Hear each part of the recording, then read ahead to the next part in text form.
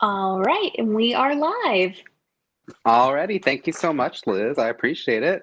Hello, everybody. My name is, and welcome to the NCTC Domestic Violence Awareness Panel. My name's Austin Cresswell. I'm the facility coordinator at the Visual and Performing Arts Department here at North Central Texas College. And I am also the chair of our newly formed employee resource group, specifically aiding the LGBTQ plus community for our faculty, staff, and students on our NCTC campuses. And that group is called Pride, Education, Advocacy, and Knowledge, or PEAK. And I'm joined today by several people from community organizations that have expertise and work in regards to domestic violence. If y'all would go around and introduce yourselves, please. Chief Shaw, if you'd like to start us off. I will start. Hi, my name is Nicole Shaw. I'm the chief of police here at North Central Texas College, and it's a pleasure to be here with you all tonight. Thank you, Chief Shaw. Karen, if you'd like to go next. Okay, sure. I'm Karen Vanderpay. I am a victim advocate and the educator for Wise Coast Crisis Center. We have a Decatur, Jack County, and Montague County outreach office. I'm in Jacksboro. Thank you, Karen. Ginger? I'm Ginger Johnson. I'm the executive director for Abigail's Arms. We are a family crisis center primarily serving domestic violence, sexual assault, and child abuse. But we are a holistic, so any victim of a crime has the potential to be able to come in and receive services from us. And last but certainly not least. Hi, I'm Cassandra Berry. I'm a community educator with Denton County Friends of the Family, and we are the sole provider of free services for victims of domestic violence and sexual assault throughout all of Denton County. Thank you for inviting us to be a part of this important discussion this evening. Yes, thank you all for joining us. This, as Cassandra said, this is a very, very important discussion. And I do want to say before we get into some of this material, for anyone watching, this is a domestic violence awareness panel. We are going to be talking pretty candidly about some pretty heavy issues that revolve around sexual assault, intimate partner violence, domestic violence, that could potentially be some pretty triggering content for those of you that are watching. So please just be aware of that as you listen throughout tonight, because we are addressing some pretty sobering statistics and pretty heavy things that if you need help in regards to this is also a way to provide resources for these things. So please key into those resources, key into those things, and please watch at your own discretion and know that we are dealing with some pretty heavy content. So that being said, we'll go ahead and start off with our first question, which I'm going to direct over to Ginger from Abigail's Arms. Ginger, could you talk a little bit about what abuse is and then give some examples of some different types of abuse? Sure. Most people, when you say domestic violence or family violence, intimate partner violence, they think of the bruises, the hospital visits, the black eyes, when in reality, the power and control within that relationship is out of balance. One person in that relationship has no control over their own life. They don't have a lot of choices because somebody else is making all of those for them. So there is often a lot of power and control imbalance before there ever is physical violence. So we see clients who they may make the money for the family, but they have no idea where the money goes. So they have an income, but their partner controls all of their finances. People who control who you can call, what you can wear, how you fix your hair, those are all part of that power imbalance. And when the victim in the case will stand up for themselves or disagree, the partner who has the most power will start using bullying tactics, psychological control, all the way up to that physical control, which can be anything from pushing and shoving to not letting you leave the house, all the way up to the bruises and the broken bones. So there is a whole continuum of things that happens in a family when there's an imbalance of power. And that really is, it's still domestic violence. Whether you have a bruise, it doesn't matter. You have no control over your own life. That's a concern for us. Yeah, most definitely. And great point right off the bat about just the financial control. That's not something that even myself thinks about in regards to domestic violence. So that's thank you very, very much for sharing that. To follow up question on that, how often is it that in your own anecdotal guesstimate, how often is it that people come in without the signs, the construct of signs of domestic violence? You know, the classic things that you see. Yeah, the classic bruises and black eye, those types of things. So what we tell our clients who come in, they know their partner better than anybody else. So they come in because there is a fear, there is a concern, and there's something's going to happen, or something has happened and it has caused them to reach out.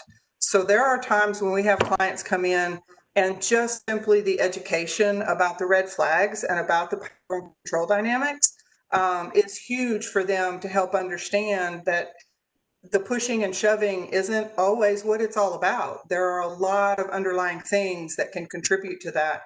And they come in and they ask questions, and we help them to understand the differences and the nuances and what is a healthy relationship, and understanding that maybe what they're in is not necessarily healthy, and there may have never been a punch thrown. But that power and control is a big part of it.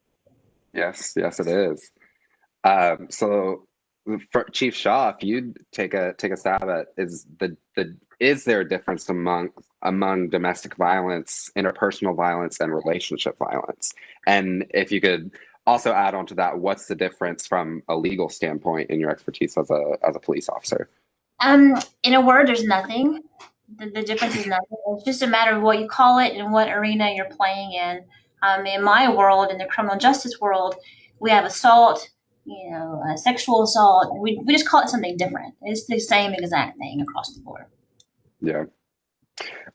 Can you expand a little bit on what you mean by like the different arenas that you're in? Do you mean criminal justice versus like a place like one of these other community things that we have here? Okay, cool. That's wonderful.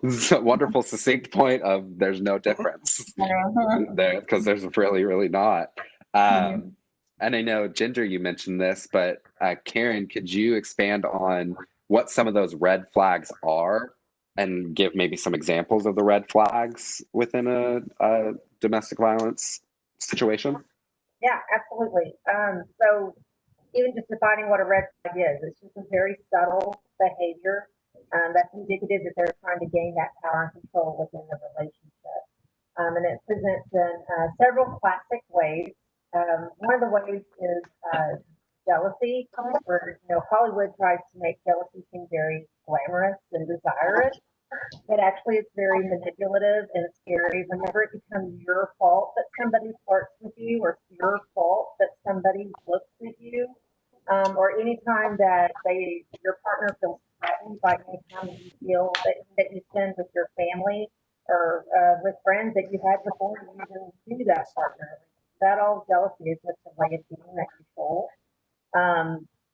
They also try to control your dress, your preferences. They try to change who you are to become who they want you to be. You get in trouble for wearing the color red, or you get in trouble for going to that certain place because somebody works there, or something like that. And a huge red flag is very quick involvement. They have decided within hours sometimes that you are the person for them for the rest of your life. They want that quick "I love you." They want that quick commitment of dating exclusively. Quick move in and hurry up. Let's get intimate. Let's move in together. Let's establish our life. So we're going to live happily ever after. And they set these unrealistic expectations expectations that you're going to feel for them. And whenever you have expectations, it's your fault. It's your they do this with you. Gaslighting is a huge way that they manipulate and they throw you off center so that you feel like, well, maybe I did something wrong. But I did make you mad, but it wasn't that you had a horrible day, but I did something. And then they really pull away when they start isolating you and start pulling you away from your friends hanging out, or if you always got together with your family and they're like, well, they don't like you, so why can't you hang out with them? All those kind of things, are huge red flags that start out very, very subtle and they just grow in intensity as the relationship goes on. Yeah, that's that. I'm going to highlight that last thing that you just said and just reiterate that the things growing in intensity as they go on. I think it's, and anyone feel free to correct me if I'm wrong, but I think there's a very large section of during the quote unquote honeymoon phase of a relationship, those red flags are seen as endearing things between the two partners. And then you also mentioned, the quickness of things moving along that inevitably diminishes the honeymoon phase and then makes those red flags just boil up right to the surface. But by that time, I am assuming here it's almost not too late to leave, because I'll go ahead and say it's never too late to leave. But at that point, it's much harder to leave because the partners have become accustomed to those red flags. And then again, just kind of reiterating what you said about gaslighting, it becomes at the beginning of our relationship, this happened and you didn't have a problem with it, which just is a huge form of gaslighting. And, recognizing those red flags early on is a hard task to do, but something that is super, super important. I would assume. Karen, do you have some tips of how to let somebody that might be in that honeymoon phase recognizing those red flags? Are there any specific tips of how to recognize them? Well, isn't that the $1 million question? Really, if we, as we're in the relationship, if we will listen to the people that are outside of us, they're going to see it way sooner than the person that's involved, because the person involved has the warm, juicy butterflies and, oh, this is fun and exciting and new. And those rose-colored glasses, right? Absolutely. And so we need to listen to those accountability people that we have in our lives that can see that through a more logical lens and hang on to those and not just be like, well, you're dismissing this, like, you just don't like him, or you wish you had a boyfriend, girlfriend, and so you're jealous of me, or why do you want to find my happily ever after, all those things that we dismiss those things. We should listen just a little bit. Which makes it even harder when,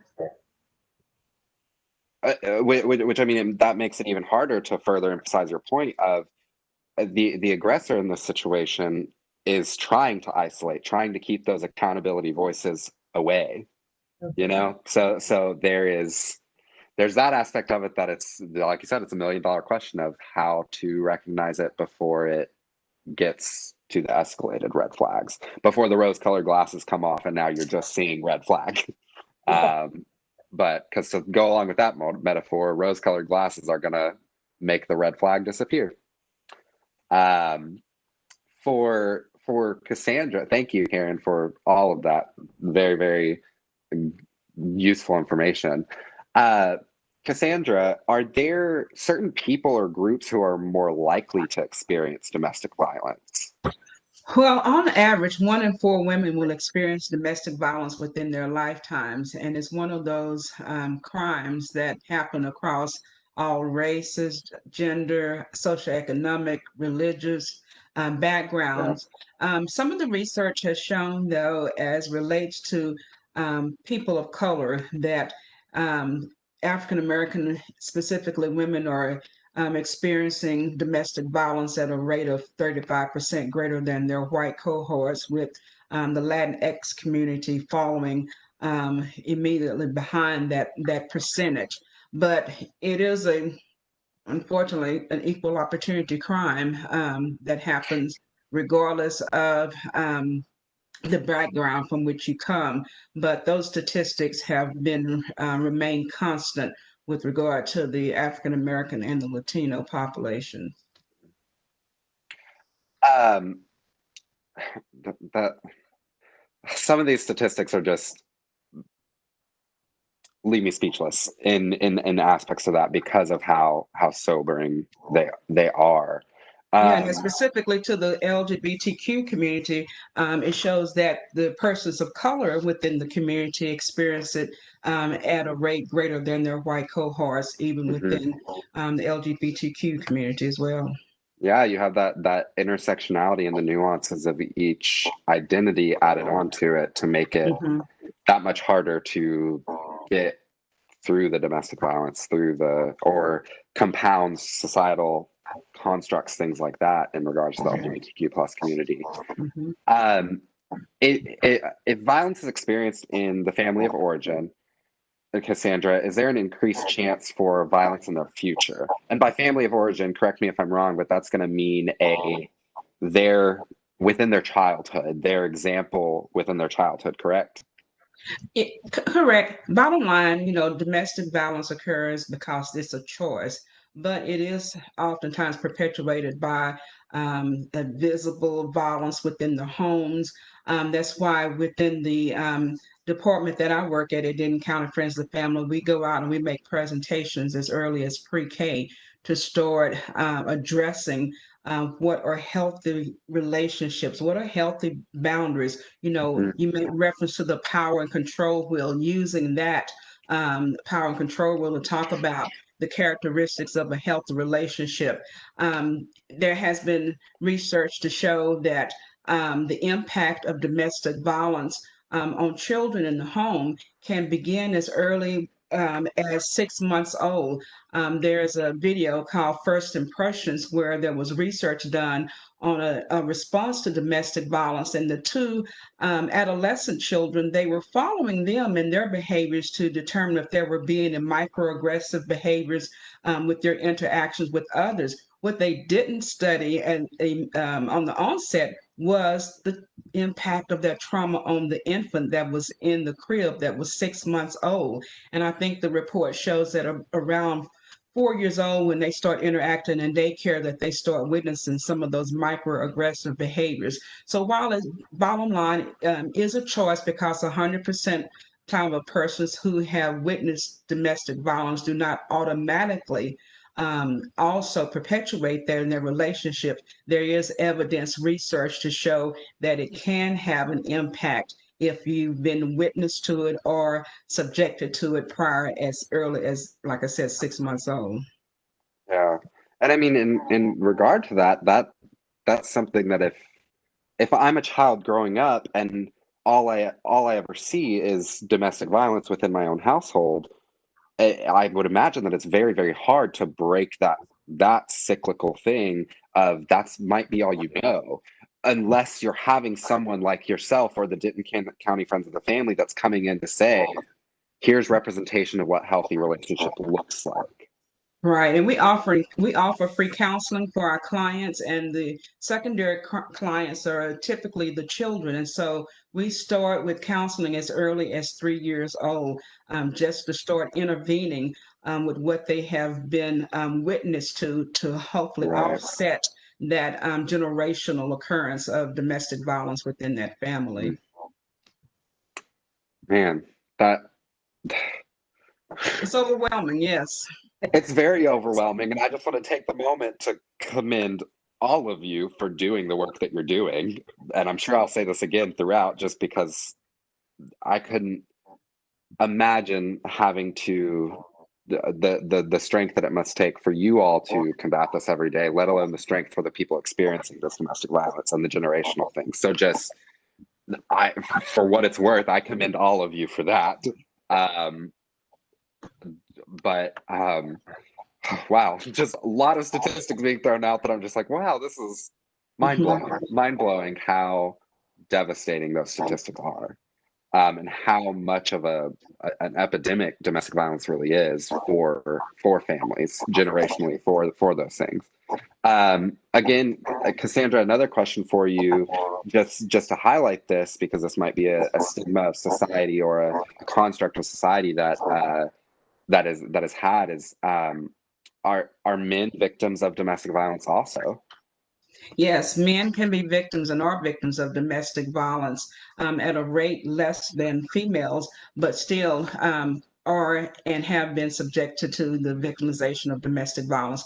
And we provide services to men as well. When we talk about Yeah. services to include like our shelter, we don't shelter our male victims where our women and children are. So it's important that we have those partnerships to include partnerships with area hotels so we can move him from a place of crises to a place of safety. And so when we look at, I pulled up the Honoring Texas Victims crime statistics, and within the last 2 years, they've started reporting the number of men who were killed at the hands of their intimate partner.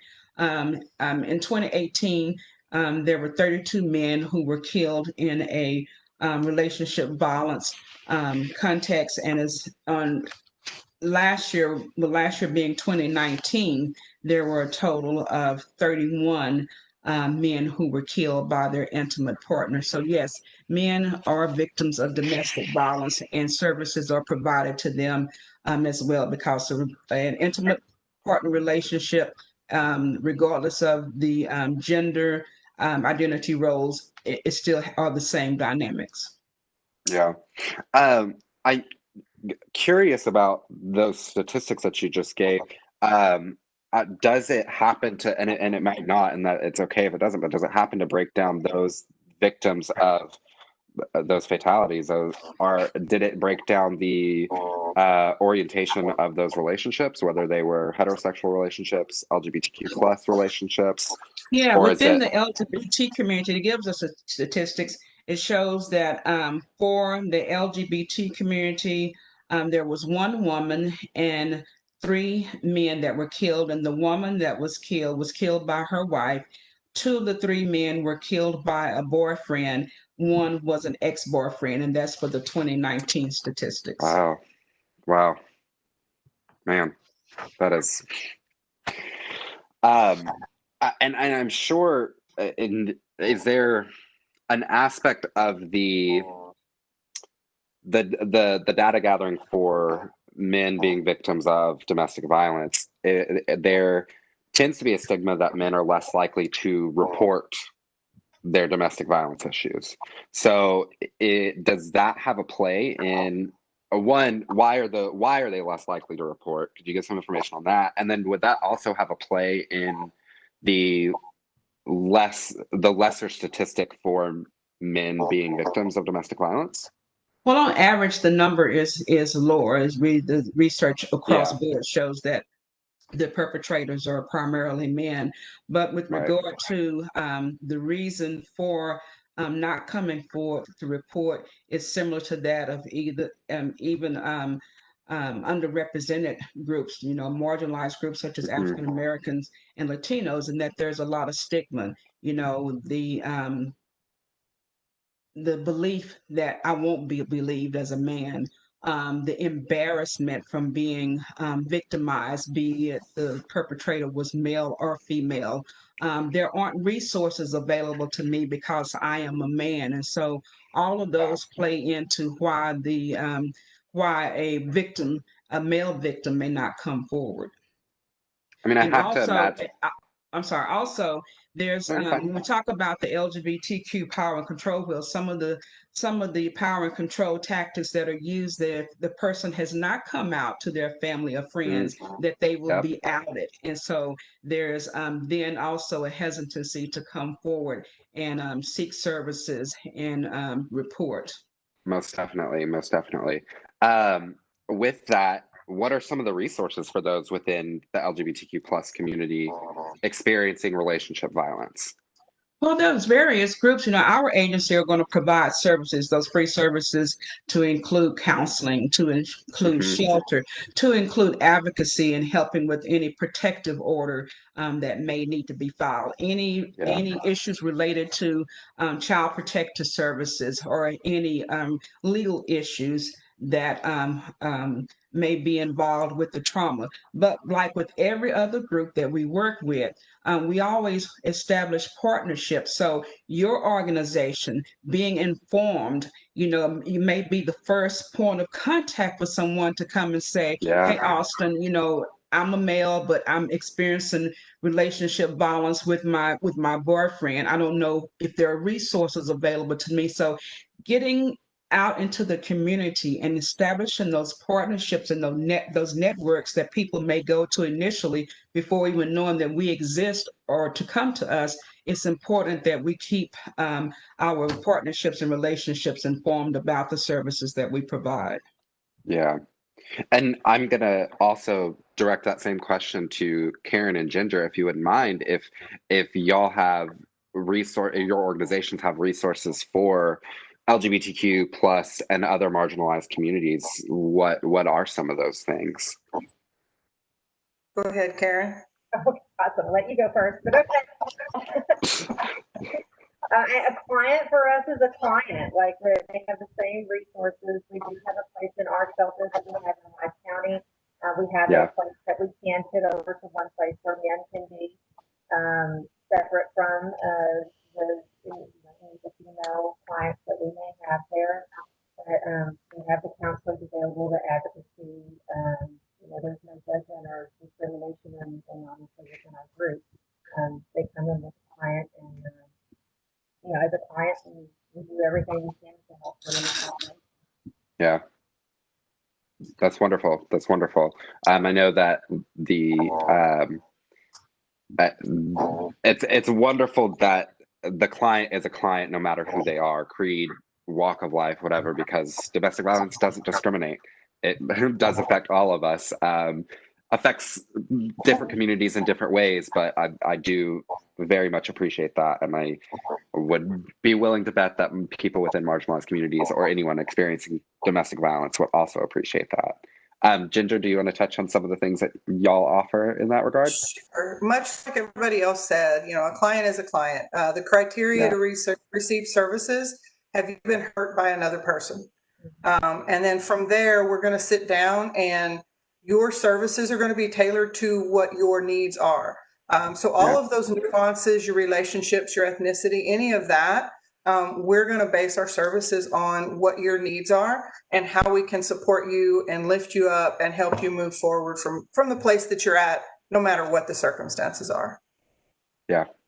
I'll just reiterate, I constantly love to hear that, especially in the work that you all are doing. It's especially with domestic violence victims, they're already facing those things. So you compound someone that's within a marginalized community on top of having domestic violence issues, there's just more opportunity for discrimination in that sense to a victim. There's already the shame and guilt of being a domestic violence victim, and then the shame and guilt of being within a marginalized community, that all of these nuances compound and feed into those cyclical things. As I said to all of you before, on behalf of the Peak ERG, I was asked to join the panel to highlight some of the things within the LGBTQ plus community. So I'm going to take this time now that we're talking about this and the intersectionality of marginalized communities to answer some of those questions specifically, and feel free, any of you, to chime in or highlight anything that I'm saying that might be wrong or needs to be clarified or whatever it is, because I'm not an expert. I don't work in these avenues every day like you all do. I've just done my research in regards to specifically the LGBTQ community, and then I have my anecdotal experience as a gay man to offer and bring to the table in regards to this. So the first question for that is, how does being out or not play a role in emotional or psychological violence? And I know that in my own experience, I'm 24 years old. I only came out completely about 3 or 4 years ago. And that, so I was already an adult outside of high school. I went through almost the majority of my life not being out. That plays a role, not being true to yourself for anybody for that period of time plays a role in your own psychological battles within yourself. And the thing that I found in a lot of the research was that psychological battle within yourself can further be something, and Cassandra, you also touched on this as well, that can further allow a person within the LGBTQ community to fall victim to domestic violence. In the sense of, as you said, Cassandra, earlier, they might have a fear of being outed if they're not out. And then that power and control cycle, that's a very easy tactic for an aggressor to take that and use it against their partner, to be like, oh, well, if you don't do that, well, I'll tell your parents that you're not out. I'll tell this person that you're not out. And within these marginalized communities, you know, for gay, lesbian, transgender, bisexual people that might not be open and visible, you know, I say all the time, I'm a very open and honest person about who I am. And I am very fortunate to have family that supports me in that. But there are not a lot of LGBTQ plus people historically within society that have that support system. So already within that marginalized group, you might already have within your inner circle right around you not a lot of people to go to for that. So you're already isolated from your family or your society as being different, for lack of a better term, within the marginalized community.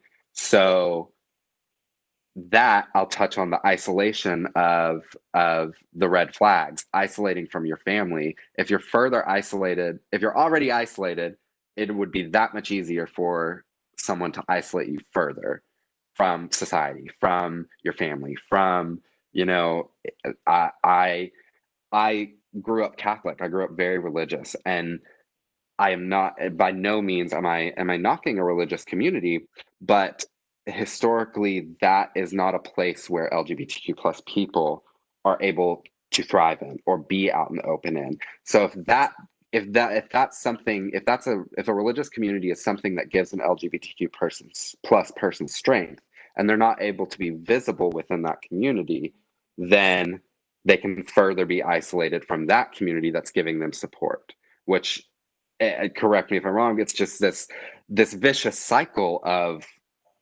being marginalized and then further being marginalized and further being isolated, and then it becomes affecting your everyday life, and it becomes your partner hurting you based on your identity, which is something that I find very, very, very weird within the LGBTQ plus community sometimes, and within some of these marginalized communities, is the discrimination or the violence that's perpetrated between, you know, one LGBTQ plus person towards another one, specifically in like holding whether or not this person is out over their head. Can any of you touch on, you know, how an LGBTQ plus person, the aggressor, is driven to discriminate something that they themselves might have already been discriminated against? Did that question make any sense at all to anyone? I think across the board, it goes to the power and control. It goes to one person holding power over somebody else and making choices for that other person's life that they may not agree with. And it's just those added layers and those nuances that make it harder for some people to be able to step out and say, I need help. Just walk in the door and say, I need help.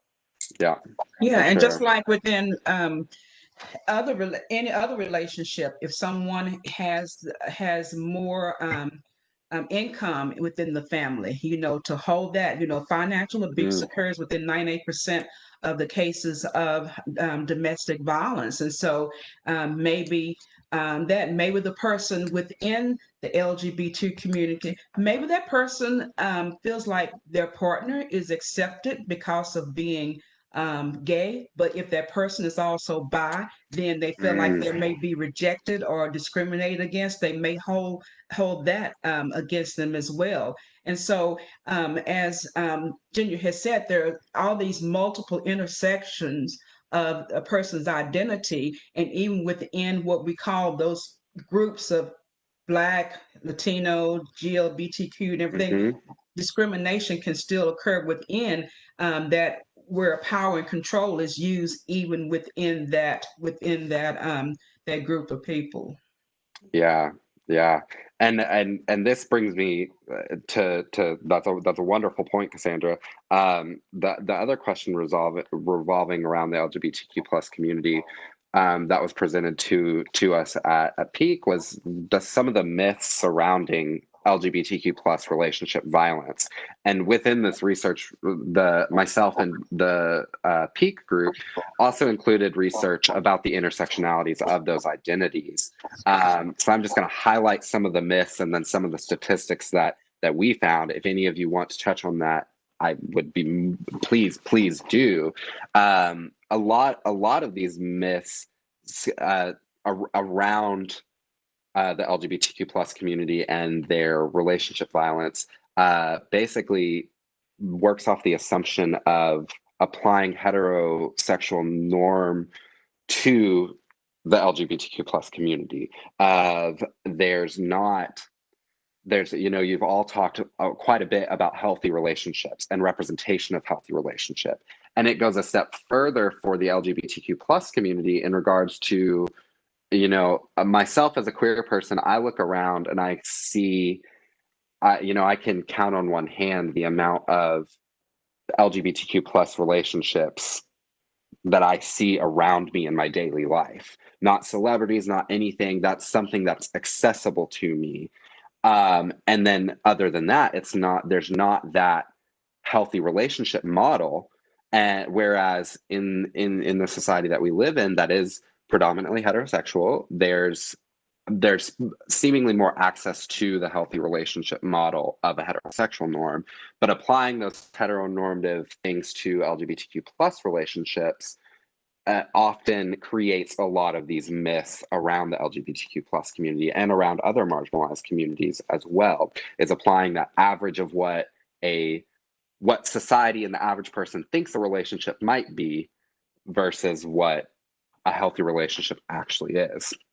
And so one of the biggest myths was that it's less severe than heterosexual counterparts, that domestic violence and intimate partner violence is less severe in LGBTQ plus relationships than it is for straight counterparts. And in a couple of studies done, one, the National Intimate Partner and Sexual Violence Survey, it actually said we found that lifetime physical and sexual violence almost doubles in percentage for bisexual peoples. And gay and lesbian peoples is about 30 to 35%, while heterosexual people might be 20 to 25% in regards to the findings of that survey. And the emotional violence in that same vein, bisexual peoples is at about 75%, while gay and lesbian about 60%, and heterosexual about 50%.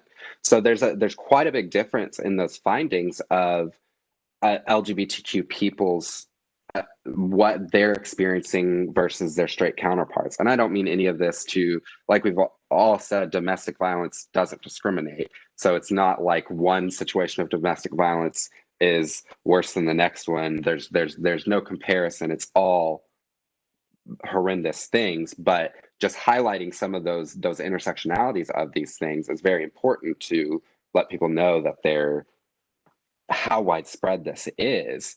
And then another thing that we found was a survey done by the Williams Institute talking about transgendered relationships. About 30% of all transgender relationships experience emotional violence. And then further than that, about 40% of Black trans peoples experience it at a higher rate. And then further than that, Black trans women experience at an even higher rate, at about 55%. And then with sexual assault in regards to the transgender community, about 47% of all transgender people are sexually assaulted over their lifetime by an intimate partner. And then Black trans women at a higher rate, again, at about 53%. So it's just those intersectionalities of people of color, different sexual orientations, identities, gender identities, things like that, that really there is no, I don't think it's fair to gauge the severity in that myth because it's all horrendous and we don't want or need any of it. And then another myth that's out there is that psychological or emotional violence is not as severe. And I know that that has to be a myth across the board of the things, again, touching back to what you said at the beginning, Ginger, you know, if it's not a bruise or a black eye or a cut or a scrape, it must not be as bad. If it's all internal, it must not be as bad. But then the thing that is unique to the power and control dynamics within LGBTQ plus communities is that thing that we've talked about how coming out can be manipulated as a tool. So there is that's an added psychological pressure to the LGBTQ plus community. Along with that, you have the psychological pressure of gender norms, where the more masculine presenting or the bigger or the stronger person within an LGBTQ plus relationship might be automatically depicted as the aggressor. But and then it becomes lining back into, you know, the same thing happens in heterosexual relationships of the assumption that the male is always the aggressor. But, you know, as you've all proven, the female can also be the aggressor. The victim, domestic violence doesn't discriminate. It can go, it's a 2, 3, 4-way street that goes every which way. And then the last myth that I want to touch on is that it's easier for LGBTQ plus victims to leave a relationship. And I'll also highlight, like, I don't think it's ever easy to leave a relationship because of all the stigma, because of the power and control. If someone's controlling your life, every aspect of it, financially, emotionally, physically, all of that, it's always hard to leave. But there is a myth around it being easier for LGBTQ plus people to leave. But actually, a study done by the National Coalition of Anti-Violence Programs said that, you know, fewer than 5% of LGBTQ plus survivors sought orders of protection. That they might be leaving, but they're not doing the follow-up work of really getting distancing themselves away, getting those protective, those orders of protection, and doing that follow-up work to do that. So that study kind of highlighted the aspect of it. They might be leaving, but they're not getting the help that maybe their straight counterparts feel that they have more access to in a lot of ways. And again, I'll highlight on the things that we've already said. You know, LGBTQ plus people might have a smaller community, might not have the familial support. They might already be isolated. So falling victim to domestic violence isolates them further, and they have nowhere to turn to but their partner. So it leaving is hard for everyone. And then I'll touch on again, Cassandra, as you said earlier, men are less likely to report. So if you have 2 gay men that are in there, they're less likely to say anything. Possibly, perhaps they are just less likely to talk about it because of the shame and guilt of being men and having to face those issues. So those are some of the foundings that we found directly related to some of those marginalized communities and the intersectionalities of those communities. Does any of that strike a chord with anyone that you'd like to touch on? I'll just speak to. I'm sorry. Go ahead, Ginger. Go ahead, Kendra. We're probably going to say the same thing, that with regard to leaving, safety planning is something that needs to happen prior to leaving. We talked about it as being reactive, but we talk about safety planning safety planning to include being safe in the environment that you're in. Like now being, we're calling it a pandemic within a pandemic with regard to persons not having maybe the ability to get around as a result of COVID-19. And so what ways can we help construct a safety plan regardless of who the victim is? Our crisis hotline number, we made that accessible through text messaging as a result of COVID-19. And so, Oh, that's perfect. so heterosexual, LGBTQ relationships, is important to meet with agencies like ours to say, before it escalates even to that physical and sexual, I'm needing help. I'm needing counseling. I'm needing to leave. But hey, Austin told me that a person is 75 times more likely to be killed within 2 weeks after leaving than any other time in the relationship. How can I not be a statistic? And so we offer those resources to all of our clients. So that was the thing that I wanted to highlight, how safety planning and preparing to leave should be a proactive as opposed to just reactive. Ginger, I'm sorry, I jumped in, so go right ahead. No, that's okay. Very similar. When Austin said, that you're in this violent relationship and you try to walk away and you don't think about being safe after you leave.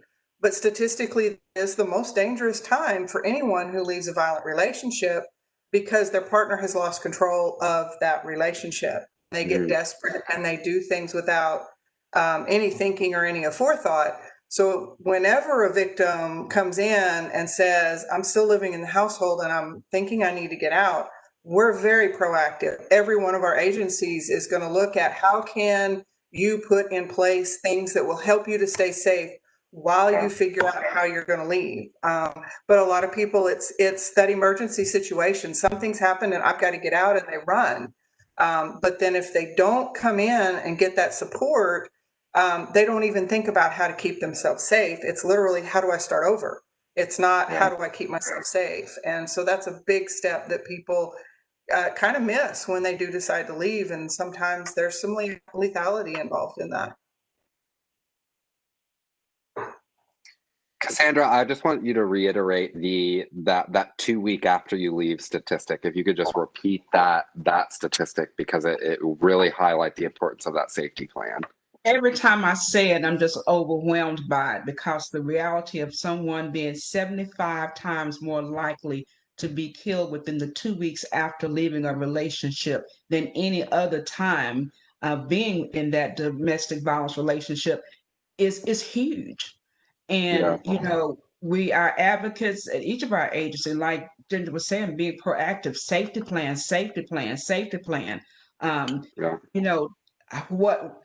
What can I do to prepare financially? What can I do that I do it discreetly where I'm not going to be caught? You hear stories, I've tried to leave and I've not been successful. Well, what was your methodology? Talk to the experts. Like Ginger said, the person gets just out of control even more so than they are, because they've lost control over that person with whom they've had exercise an intentional pattern of power and control over that person, and now it's gone. And so, they just basically, somewhat lose it.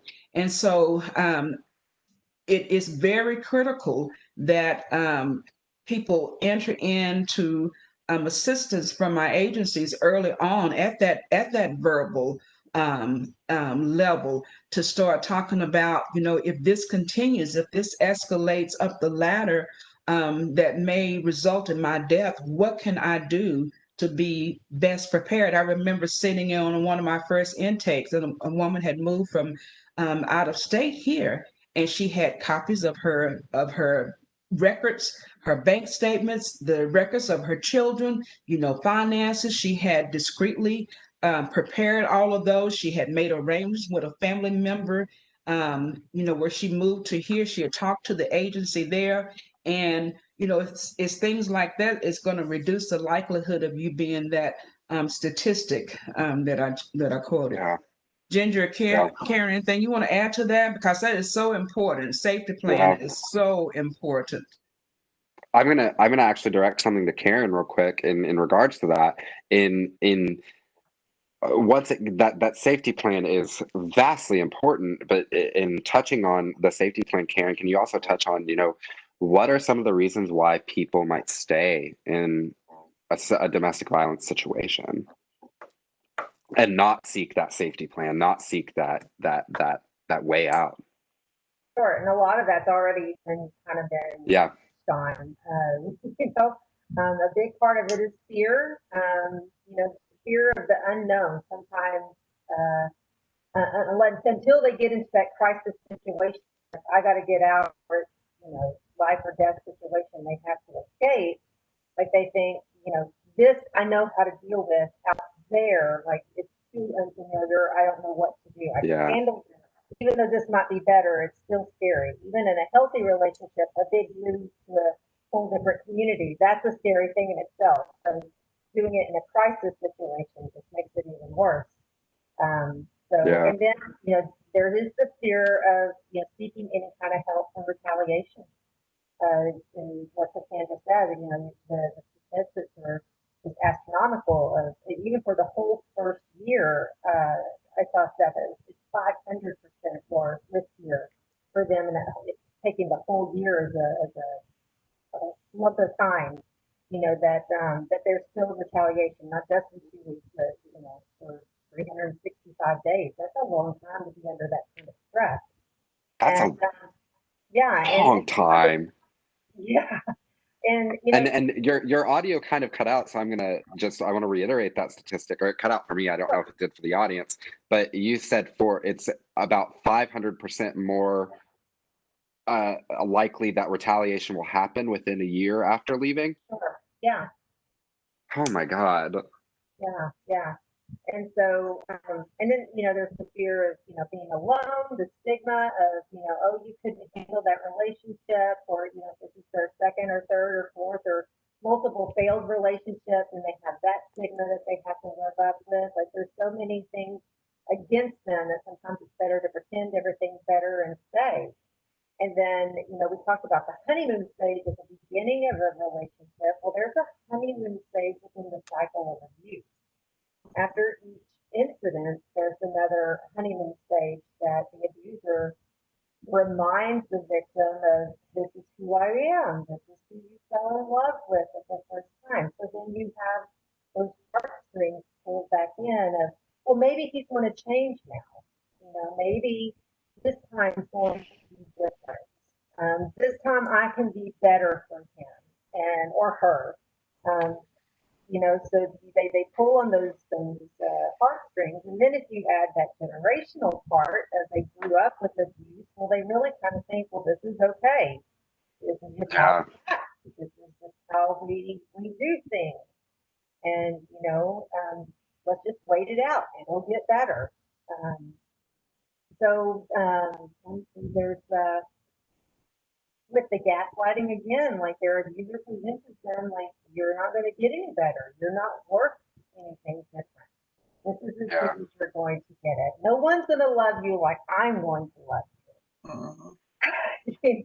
So, and then, they even throw, their insecurities. They know them the best. They're going to throw those insecurities. You're not going to be able to do any better. What are people going to think about you? And, how are you going to go back to your family and face them? They never liked me to begin with. What are they going to tell you? So they use all these coercive measures. They know their weaknesses, and they use it against them. And then whenever they show their kind part, where they like, oh, well, maybe it can be different. So it's just this emotional roller coaster that they just don't even know what ended up. Yeah, and I want to highlight, because a lot of the through lines that you all have been talking about, and we've all been talking about throughout this hour, is the extreme amount of shame and guilt that's thrown at a victim of domestic violence across the board. That does, like you said, Karen, that causes so much. It makes the gaslighting, that cycle so much easier. And then when the aggressor is a little bit better the next day after an incident, it becomes the, oh, you know, I'll never do that again. I'll never do it again. I'll never do this. And it becomes all talk, and there's no walk behind what this aggressor is saying. They're just trying to keep that power and control wheel going on so that they can let the high be super high. But the very next day it might be a low again, and it becomes that vicious cycle. And there's, I just want to point out, like, I see here within you four, there is a team of people that are out there that will not meet any victim of any walk of life, any creed, gender, sexuality, religion, anything, without judgment, without throwing the shame and guilt on to an already terrible situation.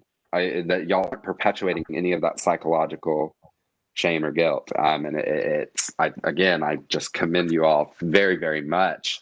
Karen, you again touched on the generational aspect of this. So Ginger, could you touch again on, it touched on earlier, but how children are directly impacted by domestic violence in the home? I know we touched on that with 6 months old as the earliest signs of those, but what are some of those ways that they might be directly affected?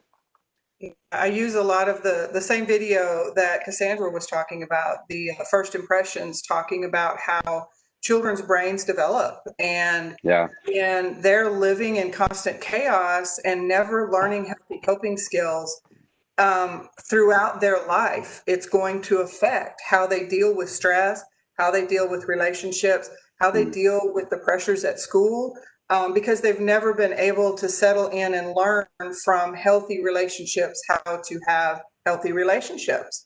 The ACEs study is something that we refer to a lot because it looks at those adverse childhood experiences and how they follow children all the way through their life. 59% of children who grow up in these chaotic and trauma homes they're more likely to be arrested as a juvenile, and 29% more likely to be arrested as an adult. And on top of that, we see health problems in children. Into their adulthood, we see more chronic health problems with children who have grown up in those chaotic and trauma-filled households. So it really does, it affects the children's brains and how they develop, and it affects how they cope with life in general. There is a study out that says children who grow up in homes where there's domestic violence are 82, I believe, percent will have an 82% chance of having a diagnosable mental illness by the time they're 18. And that could be anything from ADHD to true deep psychological problems where they can't function in life. Yeah. And the one thing that ticked off in my mind was the statistic about them being arrested. Is that just arrested for anything, or arrested in regard to domestic violence issues? Arrested for anything. Now, we do see that children will get into smoking and illicit drugs and sexual activity. Again, those are unhealthy coping skills that these children adapt to try to deal with what's going on in their life. And that just cycles down into all kinds of other issues that just keep compounding and compounding in their lives. Man. Again, so sobering. All of these statistics are so sobering. No, you have absolutely nothing to apologize for. That's why we're doing this awareness and having giving these resources to our NCTC community, because it's with the high amount of these statistics, it's hearing all of this. I'm very, very hard pressed to believe that the anybody watching this, or anybody within our community that we might interact with every day, hasn't experienced or is experiencing domestic violence, and we might not know about it. There's so much of that there's nothing to apologize for in bringing any of this awareness out. It just, when you know better, you do better. And so people that aren't working directly in domestic violence, when they know these things, they're able to advocate for potential victims even more. When you look at the statistics of 1 in 4 women and then just sit back and think of 4 people that you know. What are the chances that one of them is in an unhealthy relationship? Statistically, it's very high. Oh, And yeah. you add into that the men who are abused and the other genders and the other ethnicities, you add all of those nuances in there. You probably do know someone who is in an unhealthy relationship. And having the resources and doing things like this that let people know, Yeah. here's where you can go to get help. All you have to do is Yeah. pick up the phone. All you have to do is walk in the door. That's a huge part of what we're trying to do. Yeah. And I mean, I'll even compound on that, you know, the aspect of things that this is, you knew, almost guaranteed that you know someone. You know, we're talking about these issues and these things, and I am thinking back to, you know, some of my own past experiences in relationships, and I'm like, oh, wait a second. Those were red flags. Those were things that I was like, whoa, I'm so lucky to not be included in one of these statistics in a fatal way. And that is perhaps the most sobering thing, is knowing that even in my own experience, I'm like, oh, well, that's not what that was. I still can make excuses for some of the things that I'm thinking about. And I'm like, that is exactly why all of this is important, and talking about this is important, because it affects all of us, whether you're the victim or related to the victim or anything. Another big question, and this is presented to anyone in the group that wants to answer, is, you know, we've been under COVID restrictions and within this pandemic for 6 months now, 7 months now. How has COVID impacted the occurrence of domestic violence? And how, I know, Cassandra, you touched on this about making the hotline a 24/7 hotline to text, but what are some resources that your organizations are doing, serving people specifically under COVID and with these pandemic measures? Well, like I mentioned, our crisis hotline, we made it available through text, because the person's going to have a better chance of texting than they would making a phone call that can be overheard by the abuser. We're doing a lot of our intake through telephone, as well as Zoom meetings like this. There are some restrictions with regard to providing counseling services to children that we can't facilitate in the same way because of COVID. We have a program called the Survivor. It's called the SAT. I always use the acronym. Our Sexual Advocate Team, where before COVID, in response to someone being transferred to the hospital as a result of sexual assault or being badly beaten, we could go to the hospital ER and provide them with information about our services and help them complete what's called a crime victims compensation, so that the medical costs associated with that hospital visit would be taken care of. Well, we're unable to go to the hospital in the same way that we did before. And so our new SAT coordinator has made arrangements for us to have these tablets that we can interface with the sexual assault nurse examiner, same nurse, to help us provide information to those victims. And so we had to pivot in multiple ways, but the fact that we provide an essential function, as we all do that are here, we had to make those adjustments so that we can continue to be available. I don't have the numbers in front of me, but we have not seen a decline based on the intake information that I received in the number of new clients and call-ins. There's going to be a lot of reports of the research that's being done as a result of COVID-19 that will give us more hard data about the increase of occurrences of domestic violence during the pandemic. And so whenever this is over, like I said, we're 6-7 months in, some of those numbers will be finalized, and we'll see overall nationwide the impact. I think we've all really had to think outside of the box to make sure that clients who are quarantining at home with their abuser have multiple methods, the texting, the phone calls. We've actually been receiving Facebook messages and things that are, can you guys help me? What do I need to do?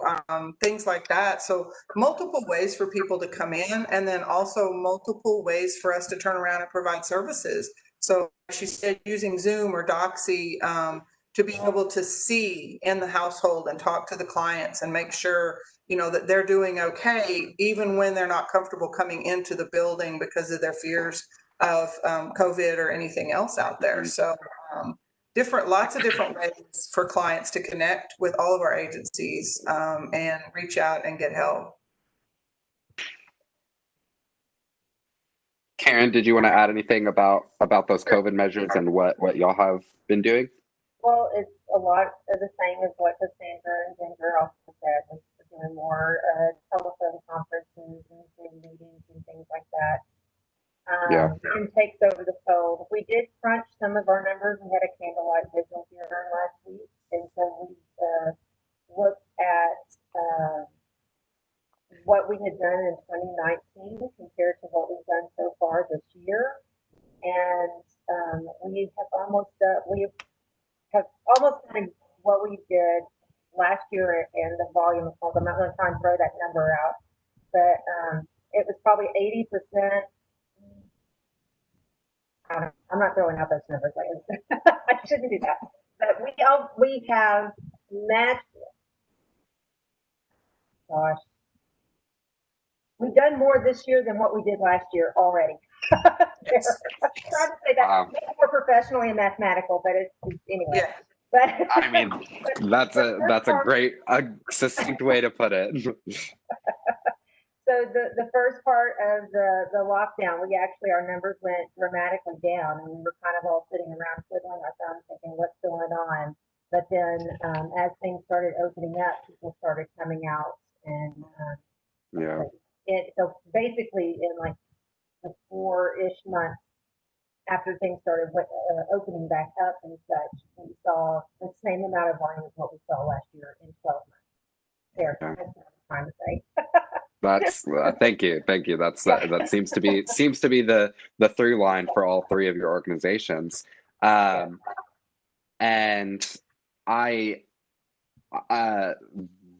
Chief Shaw, this is our last question that we have prepared, and then we'll move on to any audience questions that might have been approached to or commented on the live stream.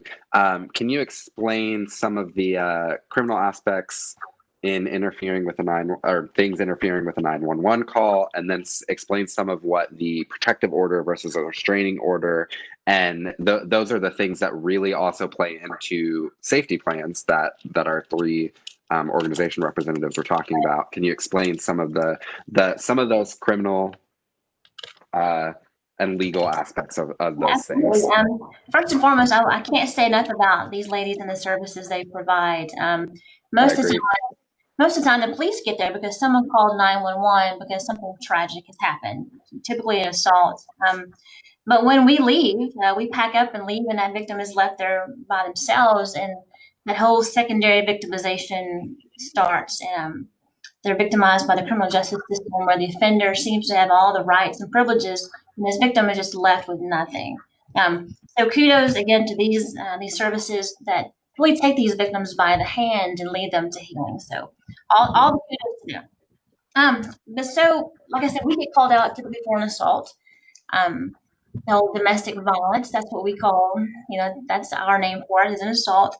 Typically, it's family violence. So that can be any member of a household. It doesn't have to be married. It can be a spouse. It can be siblings. It can be just roommates with absolutely no sexual things going on whatsoever. It can just be anyone in the house or anyone that you used to live with. It doesn't even have to be current. So anything falls under that umbrella and tag of family violence. But the state of Texas has even expanded that more to dating violence. So that's anyone you're even dating. Now, the court will take into consideration how long this relationship's been going on, the nature of the relationship, and the type of interactions that the daters are having. Again, not only male, female, it can be anyone that's in a dating relationship, doesn't matter. So that's what we usually get called out for is the assault. It can be anything from a simple assault to something much more catastrophic, going to the hospital.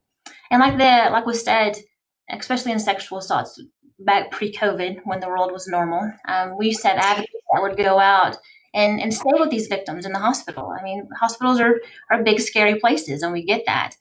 And especially in a sexual assault, I'm going to take your clothes for evidence, and these ladies will bring out clothing for them because leaving a hospital in a whatever they give you can be, again, that secondary victimization just keeps going on. So they're great to have. So just talking about restraining orders versus protective orders. In a word, restraining orders are kind of worthless. That's just what they are. Right. They're mostly done in civil proceedings, such as a divorce. The judge will issue a restraining order so that one party can't drain the bank account of another. Just things like that. If someone violates that restraining order, they go back to court and have to prove it. We are not involved in that whatsoever. 0%. A protective order, on the other hand, is very much criminally enforceable. And those are usually issued, unfortunately, when someone is arrested after an offense has already occurred. When that person gets arrested, they will eventually go in front of a judge and get what's called an arraignment. They will get told what their charges are and what the next steps are, and they'll get issued that protective order right then. That police officer on the scene has usually done that paperwork for them. The victim doesn't have to do any of that. It's totally, done for them. A guardian of the victim can do it, an attorney. It's usually about the only people that don't have anything to do with that process. So, and again, it keeps people from, this is funny, it's not funny, but it prevents them from preventing any more violence or stalking. Yeah. I mean, that's against the law anyway, so why that's written like it is, I don't know. I'm not an attorney. So, but it also prevents them from communicating whatsoever in any shape, form, or fashion with the victim or any children or any family members. You can't go to their place of business. You can't go to the home. It just keeps them totally separated. And if that doesn't happen, again, usually 911 is called and we come back out and we can arrest for that, just being too close to a place you're not supposed to be. So that's a pretty good tool if we need that. Interference with emergency requests for assistance, that's the interference with 911. If someone prevents you from dialing 911 for any type of assistance, medical assistance, or police assistance, that's another offense, and you can go to jail for that. You can't prevent someone from calling for help. And that's so that's another good tool. So that's really great. Now, I have a follow-up question to that for you, Chief Shaw, as well. If you're responding to a domestic violence issue, an assault, or anything like that, are you able to direct the victims to the organizations that these three represent? Is that your first method of things? Obviously, you're giving coaching victims through this of what using your own discretion, but is that the go-to move for your? We absolutely do. We have a sheet of paper that we leave with that victim and has all the services listed on it in that particular county. It's called a notice to crime victims. Even if we didn't want to do that, which we do, we want this victim to get the help they need. It's mandated now, so you have to. You don't have a choice, which shouldn't have to be mandated. You should just do it, but in case you forget, it's part of your packet of paperwork. But one thing I do want to add, and maybe this has something to do with why people don't come forward as much, but if a person comes forward with a family violence assault issue, we have to report that. We have to make a report on that. It doesn't mean someone's going to be arrested. It doesn't mean anything else is going to happen.